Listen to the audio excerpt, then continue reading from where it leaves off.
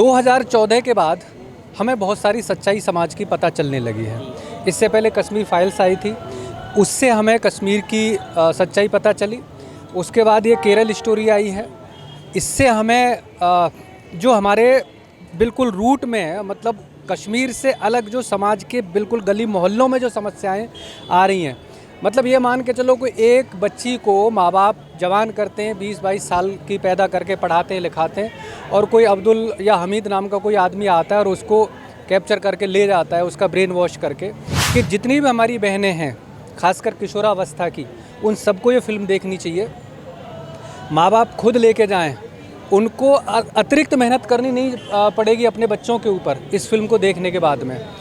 और दूसरी ख़ास बात इस फिल्म से जुड़ी हुई ये है कि ये जो मामला है ये केरल का नहीं है, ये पूरी दुनिया का है। नहीं, एक बात बताओ, जब हिंदू समाज के एक पंडित को फिल्म के अंदर आप बलात्कारी दिखाते हो और बहुत सारी चीज़ें हिंदू समाज की दिखाते हो, तब कोई विरोध नहीं होता, तब किसी का सेकुलरिज्म नहीं जागता, तब किसी की फ्रीडम और स्पीच को आँच नहीं आती है। और जैसे ही मतलब इस्लाम के एक जरा से पॉइंट पे हाथ रखने की कोशिश की है फिल्म वालों ने, 2 ही फिल्में आई हैं ना अभी, कश्मीर फाइल और ये केरल स्टोरी, मतलब 2 फिल्मों के माध्यम से जरा सा चीज़ों को उजागर क्या किया, इतना मतलब हाउ हल्ला कर दिया। इससे पहले पी के फिल्म आई थी, उस फिल्म के अंदर हमारे भगवान शिव को किस तरह से बाथरूम में दौड़ते हुए दिखाया था। उस टाइम पे इन लोगों की आंखें नहीं खुली थी जो लोग इस फिल्म का विरोध कर रहे हैं। पूरी दुनिया में ये इस्लाम का बेसिक कल्चर है, मतलब इसी पर फोकस करके काम किया जा रहा है कि चाहे हिंदुओं की बेटी हों, सरदारों की हों, मतलब क्रिश्चियन की हों, वहाँ से कैसे उनका ब्रेन वॉश करना है और उनको इस्लाम के अंदर कन्वर्ट करना है। इसके पैरेलल जितनी फिल्में आई हैं वो सब जो है पानी मांग रही हैं उसके सामने। वही स्थिति हुई थी कश्मीर फाइल के साथ में, जिसने 300-350 करोड़ से ज़्यादा का बिजनेस किया था उस टाइम पे, और मात्र 10-12 करोड़ के बजट की फिल्म थी। वही उससे ज़्यादा ये करने वाली है कलेक्शन ये फिल्म। तो जो सच दिखाएगा, आज का जो यूथ है, आज का जो दर्शक है, वो कल्पना में नहीं जाना चाहता, वो हकीकत में रहना चाहता है, वो सच देखना चाहता है। जो भी सच दिखाएगा उसकी फिल्म चलेगी। प्राचीन काल से जब से फिल्में बन रही हैं, तब से आप पंडित को चालाक और पंडित को विधर्मी दिखा रहे हैं, आप क्षत्रिय को कहीं बलात्कारी दुराचारी दिखा रहे हैं, आप समाज के हर एक वर्ग को तोड़ने के लिए तमाम अलग अलग तरह की चीज़ें दिखा रहे हैं। तो अगर आपके समाज की कुछ बुराई अगर सामने ला दी गई तो इसमें कौन सा बड़ा पहाड़ टूट पड़ा। सबसे पहले इस लव जिहाद शब्द का प्रयोग भी, और कहीं केरला के संबंध में केरला के पूर्व मुख्यमंत्री जो कम्युनिस्ट पार्टी के थे अच्युतानंदन जी, उन्होंने इस बात को सबसे पहले उठाया था और उन्होंने इस बात को चेतावनी दी थी कि अगर आज नहीं संभले तो वो दिन दूर नहीं है कि जब सारा केरला मुस्लिम आबादी के साथ चला जाएगा। देखिए, राजनीति संकर्षण जो है, और जो जिसको राजनीति का आप संकरण भी कह सकते हैं, संक्रमण भी कह सकते हैं, संकरण से अभिप्राय आप समझ गए होंगे। मैंने पहले भी कहा कि जिनके कहीं दिल में भारत की जगह कुछ और धड़कता है, जिनका उद्देश्य मात्र वोट बैंक की राजनीति के द्वारा कहीं किसी न किसी तरह से सत्ता में बने रहना है, वही आग भी लगाते हैं और वही इसमें राजनीतिक रोटियां भी सेकते हैं। फिल्म अभी 3 दिन पहले मैंने देखी है, और सबसे पहले तो मैं इस फिल्म से जुड़े हुए जितने भी लोग हैं, चाहे वो सुदीप्तो सेन जो उसके डायरेक्टर हैं, विपुल शाह जो प्रोड्यूसर हैं, और अदा शर्मा, ख़ास तौर से इन लोगों को मुबारकबाद देना चाहूँगा कि उन्होंने रियलिटी पे बेस्ड एक बहुत खूबसूरत फिल्म बनाई है। और 2014 के बाद हमें बहुत सारी सच्चाई समाज की पता चलने लगी है। इससे पहले कश्मीर फाइल्स आई थी, उससे हमें कश्मीर की सच्चाई पता चली। उसके बाद ये केरल स्टोरी आई है, इससे हमें जो हमारे बिल्कुल रूट में है, मतलब कश्मीर से अलग जो समाज के बिल्कुल गली मोहल्लों में जो समस्याएं आ रही हैं, मतलब ये मान के चलो कोई एक बच्ची को माँ बाप जवान करते हैं, 20-22 साल की पैदा करके पढ़ाते हैं लिखाते हैं, और कोई अब्दुल या हमीद नाम का कोई आदमी आता है और उसको कैप्चर करके ले जाता है, उसका ब्रेन वॉश करके। वो समस्या समाज में इतनी गहरे तक पैठ कर चुकी है कि जिसकी हम कल्पना नहीं कर सकते, और उसका बिल्कुल ओपन विंडो करके इस फिल्म के अंदर दिखाया गया है। मैं ख़ास तौर से तो ये कहना चाहूँगा कि जितनी भी हमारी बहनें हैं, खासकर किशोरावस्था की, उन सबको ये फिल्म देखनी चाहिए। माँ बाप खुद लेके जाएं, उनको अतिरिक्त मेहनत करनी नहीं पड़ेगी अपने बच्चों के ऊपर इस फिल्म को देखने के बाद में। और दूसरी ख़ास बात इस फिल्म से जुड़ी हुई ये है कि ये जो मामला है ये केरल का नहीं है, ये पूरी दुनिया का है। ये कहते हुए मुझे कोई संकोच नहीं है। मैंने आपकी जानकारी के लिए बता दूं कि मैंने इस्लाम की एक लंबी स्टडी करी है। कुरान पढ़ने से लेके और बहुत सारी चीज़ें मैंने पिछले 3-4 सालों में इस्लाम की बेसिक स्टडी करी है, और उसके अनुसार मैं कॉन्फिडेंट हो के ये बात कह सकता हूँ कि ये इस्लाम का बेसिक कल्चर है। तो आप फिल्म देखें ना देखें, लेकिन कोशिश करें कि इस तरह की सोच के, इन मान्यताओं के लोगों से अपनी बच्चियों को दूर रखने का पूरा प्रयास करें, क्योंकि ख़तरा हर जगह है। आपके पड़ोस में हो सकता है, आपके आसपास हो सकता है, हमारी बच्चियों के कॉलेज में हो सकता है, या किसी भी रूप में हो सकता है। तो वहाँ से अपनी बच्चियों को बचा के रखें। और ख़ास तौर से मैं निवेदन यही करूँगा हमारे सभी भाइयों से कि जो हमारी बच्चियाँ हैं, हमारी बहनें हैं, उनको ये फ़िल्म एक बार ज़रूर दिखाएं, क्योंकि इसमें जो सच दिखाया गया है वो हमारे समाज के सभी लोगों को जानना बड़ा ज़रूरी है। मेरी एक फ़िल्म आई थी एन चंद्रा तेजा के जो डायरेक्टर हैं, उनकी आखिरी फ़िल्म मैंने करी थी ये मेरा इंडिया नाम से थी। उनकी आखिरी फ़िल्म थी, उसके बाद उन्होंने संन्यास ले लिया था। उसके बाद संजय लीला भंसाली प्रोडक्शन की एक फ़िल्म थी माई फ्रेंड पिंटो, उसके गाने मैंने लिखे थे। और अभी लेटेस्ट 2-3 साल पहले एक फ़िल्म आई थी, क्या नाम, वेलकम टू न्यूयॉर्क, उसके गाने मैंने किए थे। और एक फ़िल्म खामोशी नाम से आने वाली है, उसके गाने मैंने करे हैं, और अभी कुछ काम चल रहा है। नहीं, एक बात बताओ, जब हिंदू समाज के एक पंडित को फिल्म के अंदर आप बलात्कारी दिखाते हो और बहुत सारी चीज़ें हिंदू समाज की दिखाते हो, तब कोई विरोध नहीं होता, तब किसी का सेकुलरिज्म नहीं जागता, तब किसी की फ्रीडम और स्पीच को आँच नहीं आती है। और जैसे ही मतलब इस्लाम के एक जरा से पॉइंट पे हाथ रखने की कोशिश की है फिल्म वालों ने, 2 ही फिल्में आई हैं ना अभी, कश्मीर फाइल और ये केरल स्टोरी, मतलब 2 फिल्मों के माध्यम से जरा सा चीज़ों को उजागर क्या किया, इतना मतलब हाउ हल्ला कर दिया। और 3 राज्यों में फिल्म को बैन करने की करी दिया है, बंगाल में, केरला में और मद्रास में। एक बॉडी है सेंसर बोर्ड के नाम पे, अगर वो बॉडी मतलब फिल्म को सेंसर करती है तो ये जिम्मेदारी सेंसर बोर्ड की है देखने की कि फिल्म में कुछ आपत्तिजनक है या नहीं है।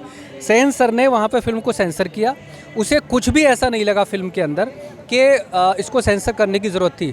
इससे पहले पीके फिल्म आई थी, उस फिल्म के अंदर हमारे भगवान शिव को किस तरह से बाथरूम में दौड़ते हुए दिखाया था। उस टाइम पे इन लोगों की आंखें नहीं खुली थी जो लोग इस फिल्म का विरोध कर रहे हैं। जब इस्लाम के ऊपर किसी तरह की उंगली उठाने की, उंगली भी नहीं है, ये सच है। मैंने कहा मुझे इस्लाम पे किसी भी पॉइंट पे आप बात कर सकते हैं, मैं ये कह रहा हूँ कि ये सारी की सारी सच्चाई है, ये तो बेसिक सच्चाई वैसी है। मैं और भी बहुत सारे पॉइंटों पे बात करने के लिए तैयार हूँ। पूरी दुनिया में ये इस्लाम का बेसिक कल्चर है, मतलब इसी पे फोकस करके काम किया जा रहा है कि चाहे हिंदुओं की बेटी हों, सरदारों की हों, सिख मतलब क्रिश्चियन की हों, वहाँ से कैसे उनका ब्रेन वॉश करना है और उनको इस्लाम के अंदर कन्वर्ट करना है और उनको आतंकवाद में जाके। देखिए, ओवैसी जी की बात पे तो मुझे लगता है कि किसी तरह की टिप्पणी करने की ज़रूरत नहीं है। तो वो तो ओवैसी जी के जो बयान आते हैं जिस तरीके से, वो ना तो राष्ट्रवादी उनको कह सकते हो आप, ना सेकुलरिज्म के बयान कह सकते हो। वो उनकी तो पार्टी तक में जो है वो मुसलमान लगा हुआ है, तो वो आदमी कैसे राष्ट्रवाद की वकालत कर सकता है। तो उनके बयानों पे ज़्यादा टिप्पणी करने का मतलब कोई मतलब नहीं है। वो उस आदमी को तो मतलब कुछ भी कहे तो उससे ज़्यादा हमें सरोकार। देखिए, जो लोग ये कह रहे हैं ना कि फांसी पर टांग दो, इसी से पता चलता है कि इन 2 डायरेक्टरों ने कितनी बड़ी दुखती रग पे हाथ रखा है। इससे आप अंदाज़ा लगा दीजिए। हमारा जब भी कोई चीज़ कहीं कोई दुखती है ना, तो हम कोशिश करते हैं सामने वाले पे हमला करने की, कि हमारी तरफ से भी जो बात कही जाती है ना कि फेवर की, ये किसी के फेवर की फिल्म नहीं है, ये सच की फिल्म है। जैसे कश्मीर फाइल जो थी, उसमें भी बिल्कुल सच दिखाया गया था, सारे डॉक्यूमेंट प्रमाणित हैं फिल्म के अंदर। और वैसे ही इस केरल स्टोरी का है। इसमें किसी का कोई फेवर नहीं है, सारी की सारी चीज़ें जो हैं वो डॉक्यूमेंटेड हैं, बिल्कुल क्लियर हैं। तो उसमें ऐसा कुछ नहीं है कि डायरेक्टर ने कोई अनएक्सपेक्टेड तरीके से कोई चीज़ वहाँ पे डाल दी है कि जो रिकॉर्ड में ही नहीं है, ऐसा कुछ भी नहीं है। तो फेवर या अनफेवर तब की बात होती है कि कोई चीज़ आप काल्पनिक तरीके से उसमें ऐड करने की कोशिश कर रहे हो, ऐसा कुछ नहीं है, सारा कुछ सच है। और एक चीज़ मैं और बताऊँगा आपको, अभी तो फ्यूचर में और बहुत सारी चीज़ें ऐसी आ सकती हैं। मतलब इस फिल्म ने, इसके पैरेलल जितनी फिल्में आई हैं वो सब जो है पानी मांग रही हैं उसके सामने। वही स्थिति हुई थी कश्मीर फाइल के साथ में, जिसने 300-350 करोड़ से ज़्यादा का बिजनेस किया था उस टाइम पे, और मात्र 10-12 करोड़ के बजट की फिल्म थी। वही उससे ज़्यादा ये करने वाली है कलेक्शन ये फिल्म। तो जो सच दिखाएगा, आज का जो यूथ है, आज का जो दर्शक है, वो कल्पना में नहीं जाना चाहता, वो हकीकत में रहना चाहता है, वो सच देखना चाहता है। जो भी सच दिखाएगा उसकी फिल्म चलेगी। सबसे बड़ी बात है जो लोग इसका विरोध कर रहे हैं, देखिए धर्म की परिभाषा होती है धार्यते इति धर्म, जो धारण करने योग्य है वो धर्म है, और जो धर्म नहीं है वो अधर्म है। जो सत्य के साथ नहीं है वो सब विधर्मी है, अधर्मी है। और मैं एक बात कहना चाहता हूँ, जो लोग, आपने अभी एक बात कही कि प्रधानमंत्री ने, देश के यशस्वी प्रधानमंत्री ने फिल्म को प्रमोट किया। हमने नहीं किया बात, हाँ ओवैसी बोले, कई ओवैसी ने कहा। और इस विषय पे केवल मैं इतना कहना चाहता हूँ कि अगर राजा इस देश की धुरी है, किसी समाज की धुरी है, और जब तक राजा सच नहीं बोलेगा तो समाज सच के साथ कैसे खड़ा होगा। राजा ने एक बात बोली जो यथार्थ है, उस बात को उन्होंने इंगित किया, तो मुझे लगता है इसमें कोई बुराई नहीं। और मैं ये भी नहीं कहता कि केवल मुस्लिम समाज के लिए, दरअसल बुराइयां हर समाज में हो सकती हैं। तो अगर हम हंसते हुए, सनातन समाज, हिंदू समाज अपनी बुराइयों को एक्सेप्ट कर सकता है। आप प्राचीन काल से जब से फिल्में बन रही हैं तब से आप पंडित को चालाक और पंडित को विधर्मी दिखा रहे हैं, आप क्षत्रिय को कहीं बलात्कारी, दुराचारी दिखा रहे हैं, आप समाज के हर एक वर्ग को तोड़ने के लिए तमाम अलग अलग तरह की चीज़ें दिखा रहे हैं। तो अगर आपके समाज की कुछ बुराई अगर सामने ला दी गई तो इसमें कौन सा बड़ा पहाड़ टूट पड़ा। और मैंने कभी लिखा कि बहती गंगा में डूबेंगे स्वयं नहाने वाले भी, मासूमों को मजहब में उन्माद पढ़ाने वाले भी, आज बहती गंगा में डूबेंगे स्वयं नहाने वाले भी, मासूमों को मजहब में उन्माद पढ़ाने वाले भी, आज समय है आओ मिलकर लड़े बुराई से, वरना लपटों की जद में खुद होंगे आग लगाने वाले भी। जो देश को सीरिया, ईरान, इराक बनाने से रोकना चाहते हैं, वो ऐसे तमाम प्रयासों को कहीं उनको सराहना करनी चाहिए, और व्यक्ति को अपने अंदर के अवगुणों को सुधार करने की प्रवृत्ति होनी चाहिए अगर कुछ समाज में कुछ बुरा हो रहा है। ये बात मैं नहीं कह रहा हूँ, साक्ष्य है। सबसे पहले इस लव जिहाद शब्द का प्रयोग भी, और कहीं केरला के संबंध में, केरला के पूर्व मुख्यमंत्री जो कम्युनिस्ट पार्टी के थे अच्युतानंदन जी, उन्होंने इस बात को सबसे पहले उठाया था, और उन्होंने इस बात को चेतावनी दी थी कि अगर आज नहीं संभले तो वो दिन दूर नहीं है कि जब सारा केरला मुस्लिम आबादी के साथ चला जाएगा। तो ये एक पक्ष मात्र है।